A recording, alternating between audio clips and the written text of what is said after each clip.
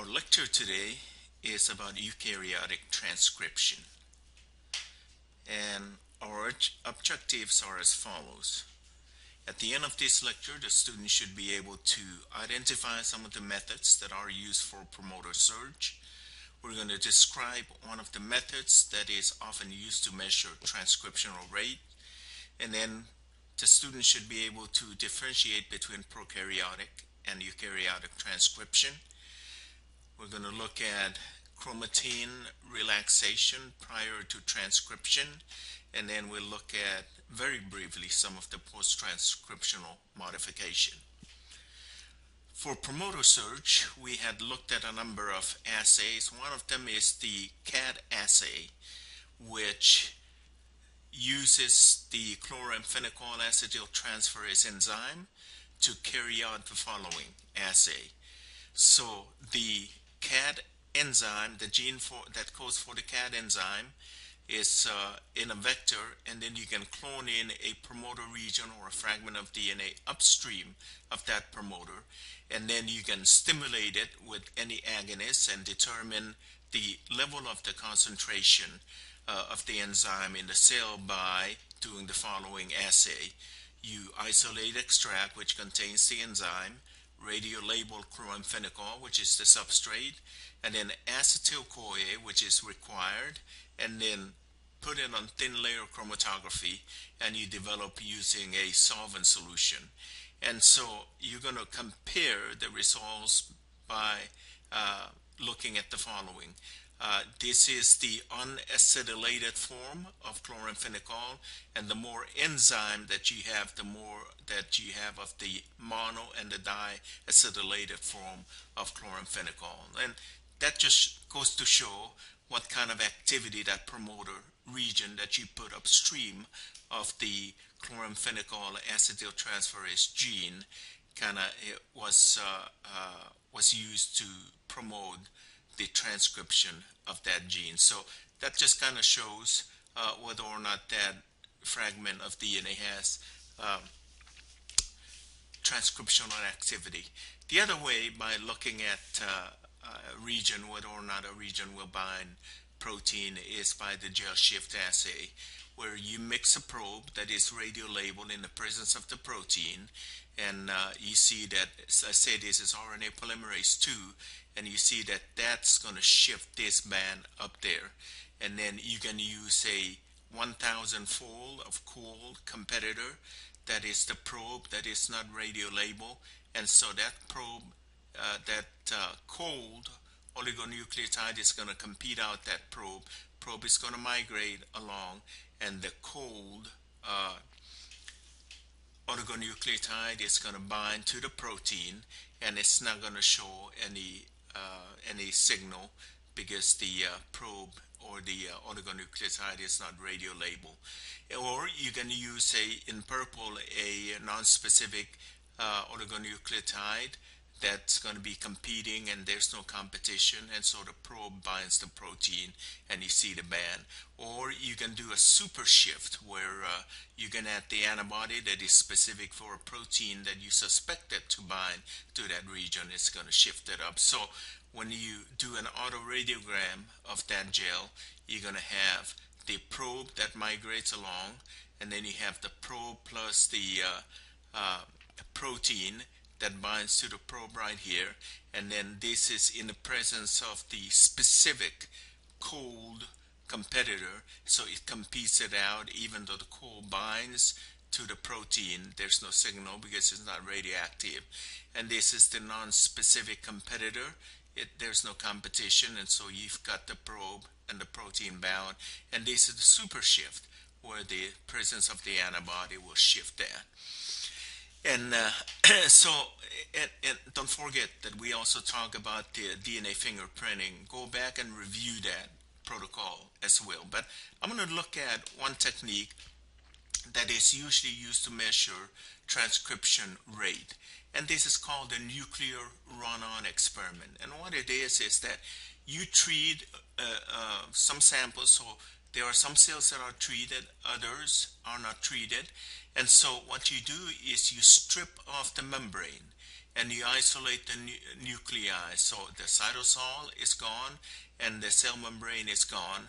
And so you take the nuclei, which contains RNA that are already starting to be synthesized, incubated in the presence of three of the ribonucleotides, and one of the fourth one is hot, is P32 labeled GTP, and so that's going to be inserted. All the RNAs that have already begun to be synthesized before you strip the membrane and the cytosol away are going to be extended to completion.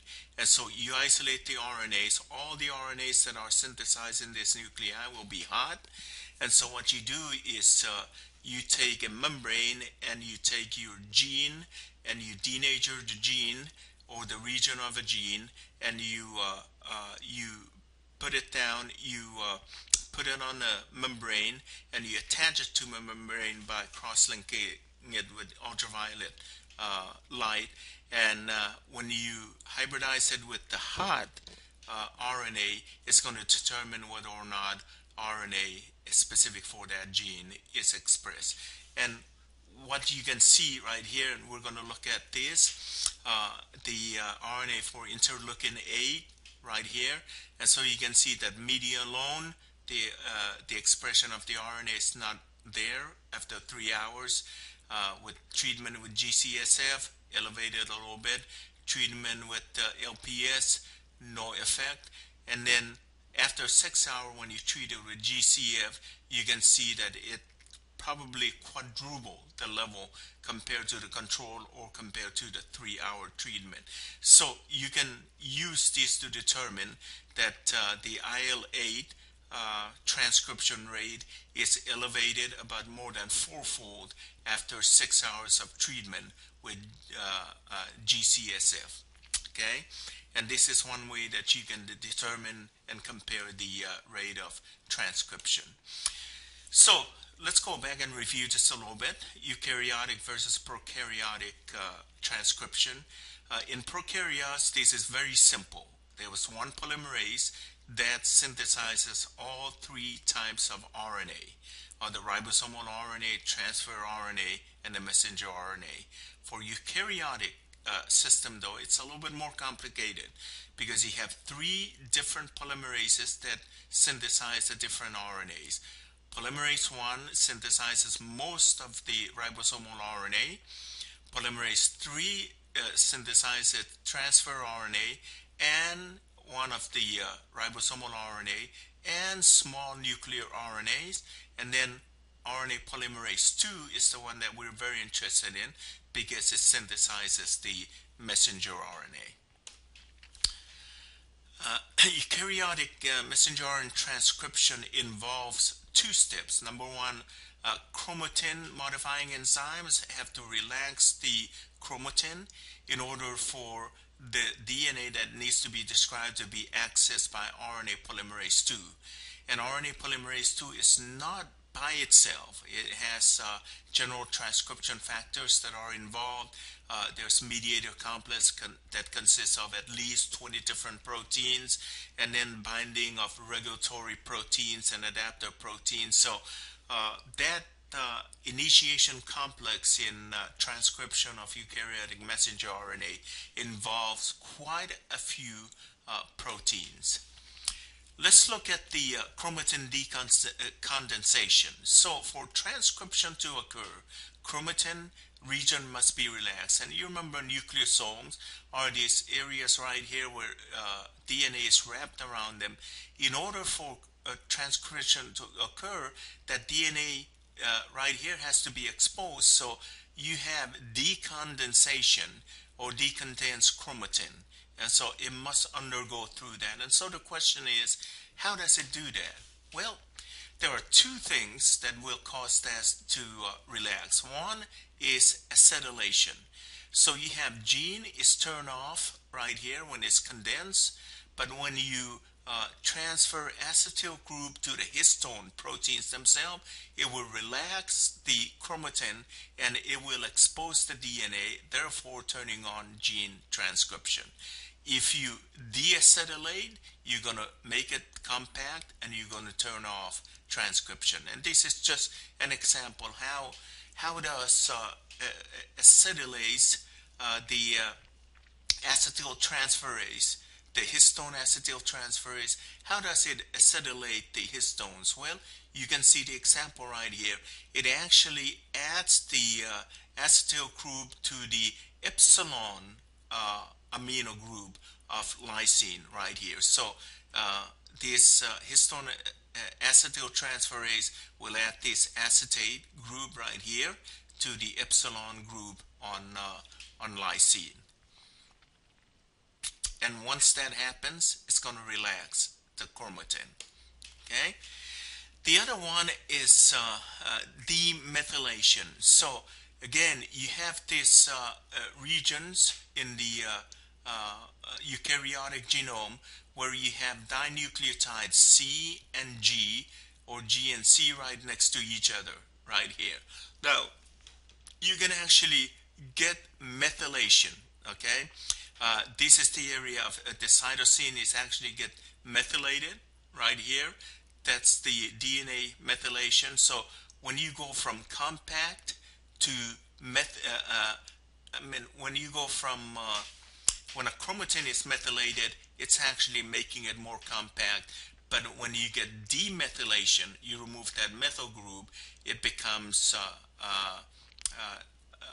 relaxed right here and expose that DNA where you can actually have access of RNA polymerase to the transcription right here. So methylation will make the chromatin more compact. Demethylation, taking off the methyl group, will actually make it more relaxed. Now, I'm not showing it here, but you not only can methylate the DNA itself, but you can also methylate or demethylate the histone. So demethylation of the histone serves the same purpose as demethylation of the DNA, and that is it will cause the relaxation of the chromatin. Now let's talk about the promoter elements of the eukaryotic gene. In order for the gene to be transcribed, the promoter elements must exist, and these are called the core promoter, which consists of a Tata box at around -26, and +1 is where transcription begins. So -26 upstream is a Tata box, and then the transcription factor 2b binding region is the transcription factor 2b recognition or responsive element is right here at -32, and then there's an initiator that occurs around -2, okay, and then there's a downstream promoter element which is at +28 from the transcription start site. So all of this make up what's called core promoter elements, and please understand that in order for a gene to be transcribed at the lowest level, at very basal level, you must have the core promoter elements present.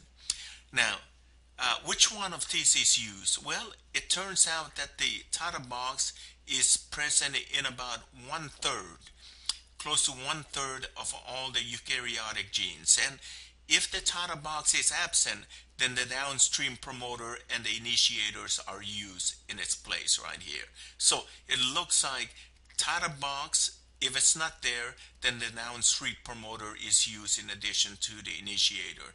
If Tata box is there, then everything is used, the Tata box and the initiator. And we're going to talk about what binds to this and how transcription is activated.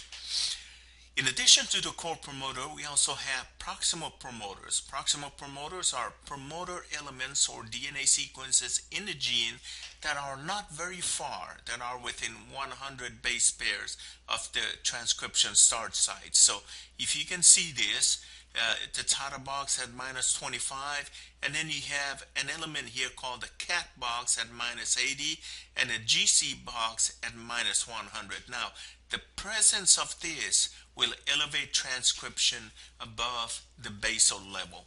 Okay? And one example that I get from a book is the thymidine kinase promoter that is from that codes for thymidine kinase in for the herpes simplex virus. And you can see that this cat box and this GC box bind proteins that will elevate transcription above the basal level. And then in addition to core promoter elements and the proximal promoter elements, you also have enhancers. Now, enhancers are regions and repeated regions that are present maybe 1,000 up to several thousand base pairs from the start site. They're either an unusual thing about the enhancer promoter elements is that they can either be upstream or downstream, 1,000 to several thousand base pairs upstream or downstream. And the presence of these enhancer elements really elevate transcription level tremendously. You can see that when you have the gene and you have the promoter right here, and when you have just the basal transcription rate, it's very low. But when you add in the enhancer elements, the either upstream right here or downstream right here, you elevate transcription tremendously right here. Okay, so the idea is the presence of enhancers in addition to the core promoters and the proximal promoters elevate transcription to a rate that is much higher than if you were to do it without the enhancers.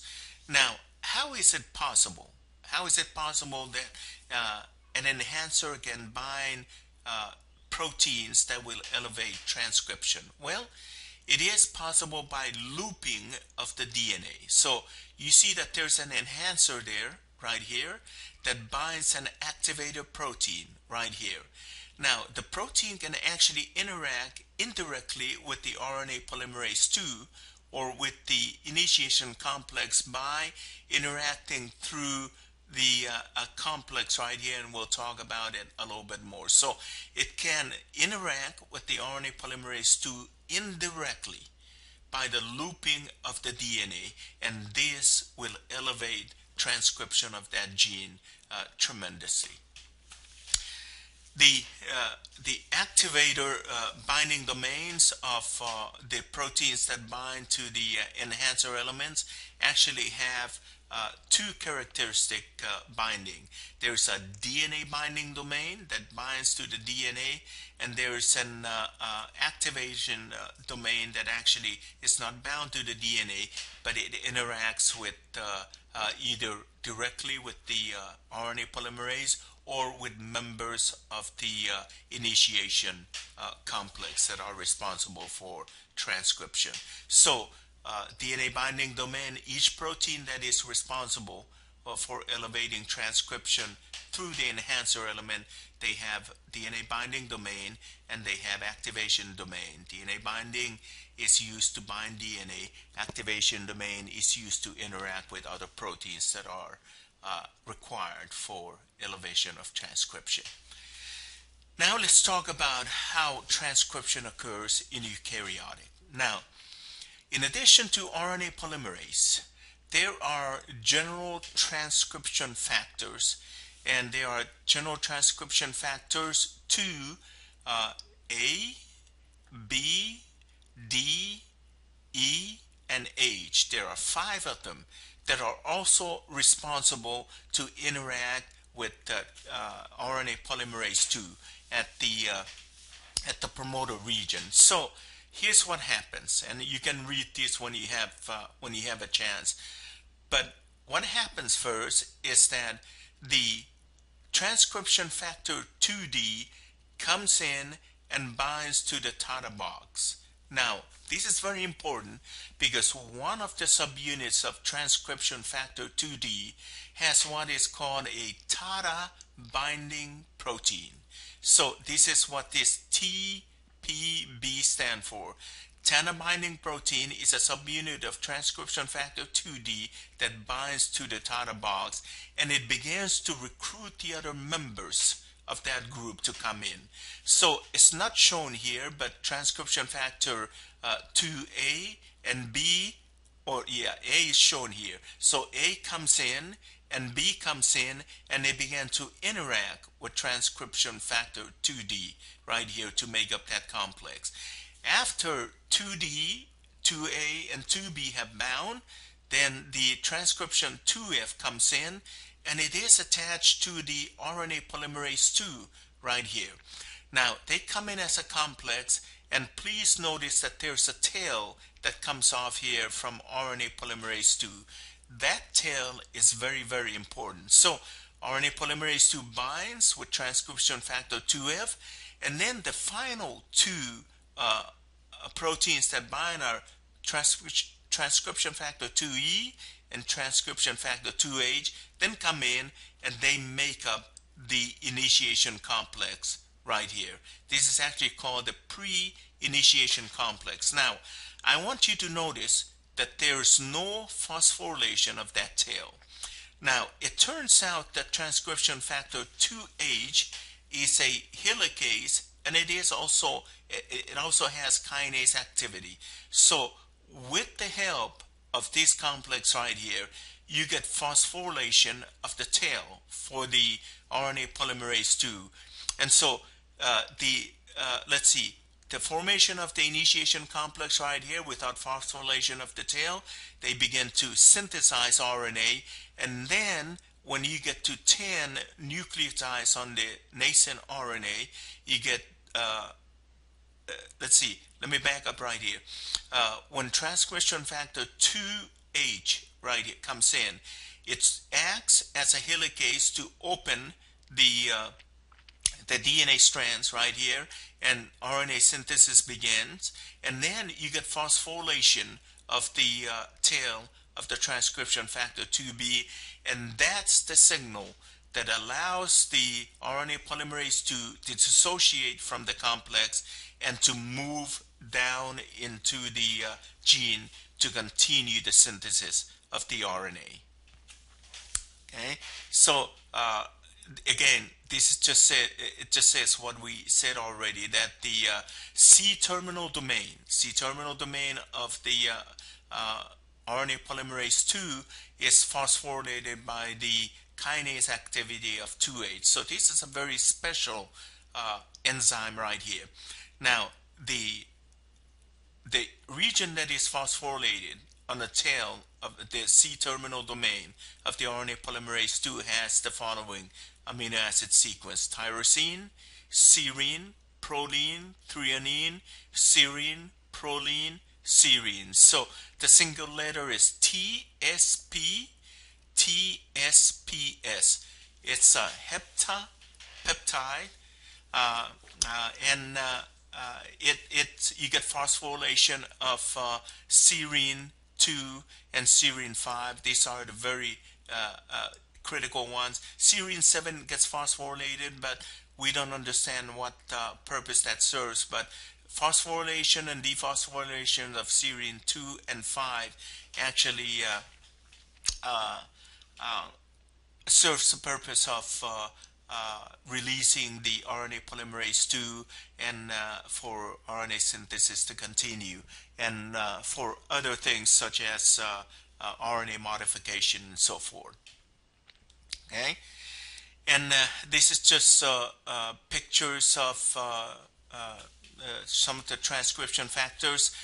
There are other proteins as well that are part of the 2F2Ds. This is the TATA associated factors, and so this shows that transcription factor 2B is bound to the BRE element. TATA binding protein binds to the TATA box, and other complex from the transcription factor 2D binds to the initiator, and 2D also bounds to the downstream promoter elements. And just kind of, these are pictures, and read these when you get a chance. But we need to point out as well and this is the pre-initiation complex right here with the theta binding protein that's part of 2D right here. And then you have the RNA polymerase, and then you have the A, B, F, E, and A. So you have the transcription factor 2A, B, D, E, F, and H. There are 6 of these they call them general transcription factors right here. Now, in addition to this that are required right here for the initiation complex, you also have some associated proteins, and we said that there were about 10 for the theta binding protein, and they're associated with the transcription 2D. And then there are enhancer elements. We spoke about the enhancer elements, and to each enhancer element there's an activator. There's a protein that is bound to them. Remember, the domain right here is the DNA binding domain. The domain here is the activation domain. So one domain binds to the enhancer, and the other domain, the activation domain, binds to other proteins. So this is the looping of the DNA, and this is how you get activation of transcription from an enhancer element that is even several thousand base pairs away. Now, in addition to the enhancers, and we haven't spoken about this very much, there are actually silencers that repressors can actually bind to the silencer, and they can depress the level of transcription of that gene. Again, this is just the initiation complex showing RNA polymerase 2 and the general transcription factors. This is the C-terminal domain, or this is the tail of the RNA polymerase 2 mediator complex that represents a lot of proteins. And then you have activation proteins, activator proteins that bind to the enhancer. You have co-activators, so there's a lot of interaction. And again, you also have the chromatin remodelers, such as histone acetyltransferase and the methylase or the demethylase enzymes that are responsible for relaxing the chromatin structures. I'm going to fast forward. This is the mediator complex. From initiation to elongation, so we're going to go here. So initiation is the assembly of that complex that involves the RNA polymerase 2 and many other proteins. Okay, and then the synthesis of the nascent RNA, and then the phosphorylation of that C-terminal domain that moves the process to the next level. And so phosphorylation then signals the next level after initiation, and this is called elongation. Now, the phosphorylation and dephosphorylation that occurs on and off of the C-terminal domain serves 2 purposes, depending on what is getting phosphorylated right here. You can begin to recruit different enzyme complexes that serve the following purpose. So immediately after the RNA is synthesized right here, and you get phosphorylation right here, you begin to recruit capping enzyme. Now, you remember the capping enzyme will add the N7 methyl guanine triphosphate to the 5' end of the RNA. And for what purpose? Well, number one, it wants to protect the 5' end from exonuclease activity. As you begin to synthesize that RNA, you begin to put this cap on to protect it. Okay, and it is a link through a 5' to 5' linkage, which is strange. Usually you get 5' to 3', but this is 5' to 5', and it serves 3 purposes. Number one, it's going to serve to protect these N from exonuclease activity that might chew it up. Number two, it actually serves in the transport of that RNA from the nucleus out to the cytoplasm. And number three, it serves to orient the translation machinery that's in the cytoplasm so that it can translate proteins that are coded on that messenger RNA. So this is elongation. Elongation is ribonucleotides are added to it, and in the process you also recruit capping enzyme that will add the N7 GTP to the 5' end of that nascent oligonucleotide. Again, this is a part of elongation as you begin to synthesize that RNA, and you get it even longer. Again, different phosphorylation pattern of that C-terminal domain right here. Different phosphorylation and dephosphorylation pattern. Now after the capping, they recruit the splicing enzymes. And again, splicing enzymes they serve the following purpose.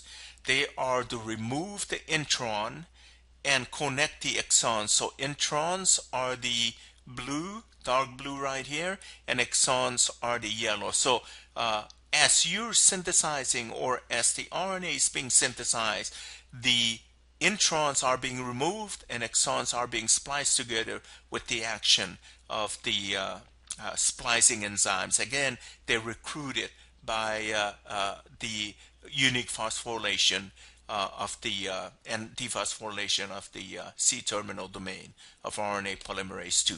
Then, of course, after elongation, you come to what's called termination.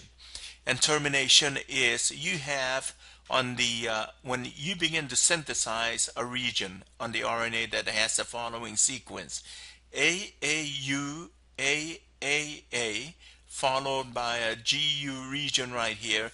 That signals the termination. And so what happens is a number of proteins are recruited again by the phosphorylation, dephosphorylation of the C-terminal domain right here. A number of proteins, endonucleases and polymerases are recruited. They come in and they cleave these 20 nucleotides past the signal AAU, AAA. They will cleave downstream. The endonuclease will cleave downstream of here, and then the poly A polymerase will bind and begin to add A to the N, to the 3' end, and usually they can add up to 100 to 200 different A's. Again, what is the purpose for adding this polyadenylation tail? Well, the purpose is, number one, stability and protection. In what sense? Well, if exonucleases come and chew up the A's, that's okay, because they're just chewing up the A's. That doesn't involve any gene at that point. So for protection. And secondly, it makes it, if it protects, then it makes the RNA more stable. And it also serves the purpose of transport and for protein synthesis while the RNA is out in the cytoplasm. Again, to just show the C-terminal repeat, that the phosphorylation that we're looking at, a phosphorylation of serine 2 and serine 5 on the C-terminal domain right here. Okay, and it can recruit different components based on what is being phosphorylated and what's dephosphorylated right here. I'm going to skip this. So we have talk about this. So yeah, so go ahead and I've spoken about this. This shows the cap right here. So capping is the addition of GTP, and you understand that you get cleavage of the gamma phosphate from the 5' end of that, and this is a G or A right here, and so you get cleavage of the gamma phosphate, and then you get cleavage of the beta and gamma phosphate, and alpha then is connected to the beta phosphate of that 5' end of that RNA right here, thus forming a triphosphate phosphodiester bonds right here with 5' and 5' linkage. This is a very unusual linkage. And so it can show that the methylation that occurs, right, can occur on the N7 position right here. It can also occur on the ribose unit of the second right here, and the ribose sugar of the third right here. So you get methylation on N7 and methylation on 2' of the next two nucleotides or the bases that are in the 5' end of the RNA.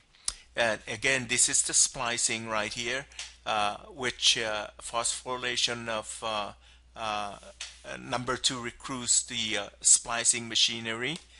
And polyadenylation, it just goes to show, and this is a picture that shows the polyadenylation, and that is the number of proteins that are involved. There is a cleavage and polyadenylation specificity factor, CPSF, and then there's a cleavage stimulation factor, CSTF, and then there is a polymerase,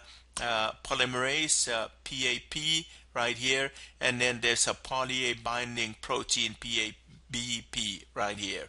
Okay, so you've got the binding of the CPSF and the CSTF right here to that poly-A signal right here, and then they begin to bind to it right here, and then you get cleavage of that region right here, and then poly-A polymerase then comes in and it begins to add A to the 3' end of that RNA right here. Okay, there was actually, it turns out that the poly-A polymerase adds A to the 3' end. It's not as fast, so it adds it very slowly, but when the poly-A binding protein actually comes in, it actually serves as a polymerase that adds A to the poly-A tail, but it is much faster in activity than the poly-A polymerase. And so in the next lecture that we're going to have, we're going to deal with some of the transcription modification or post-transcriptional modification more specifically.